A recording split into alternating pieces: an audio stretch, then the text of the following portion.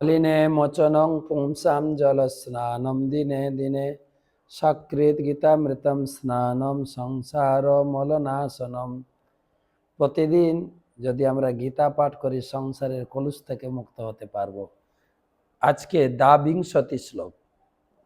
বাসাংসি জীর্ণানি যথা বিহায় নবানি গৃহ্ণাতি নরোপরাণি তথা শরীরাণি বিহায় জীর্ণান্য জ্ঞানী সমজাতি নবানি দেহি।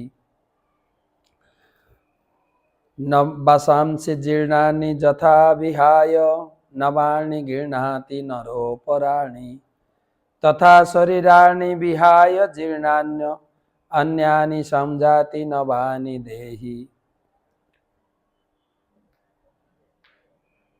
মানুষ যেমন জীর্ণ বস্ত্র পরিত্যাগ করে নতুন বস্ত্র ধারণ করে, দেহীও তেমনি জীর্ণ দেহ পরিত্যাগ করে নতুন দেহ ধারণ করে।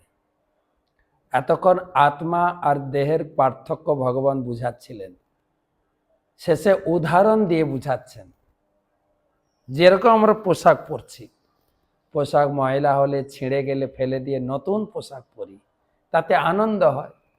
আত্মাও সেরকম এই শরীরটা শিশু থেকে যুবক থেকে বৃদ্ধ হলো, এখন এই শরীরটা অকেজ, ছিঁড়া ফাটা কত কিছু, হসপিটালে গিয়ে কাটছে ছিঁড়ছে।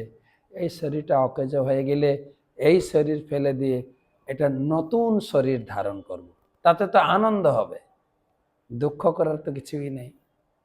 ভগবান সেভাবে উদাহরণ দিয়ে বোঝালেন। যেরকম বস্ত্র পরিবর্তন করলে আমাদের আনন্দ হয়, সেরকম এই পুরানো শরীর ফেলে দিয়ে আত্মা একটা নতুন শরীর ধারণ করবে, তাতে দুঃখ করার কিছুই নেই। এবং আমাদের মৃত্যু হচ্ছে না।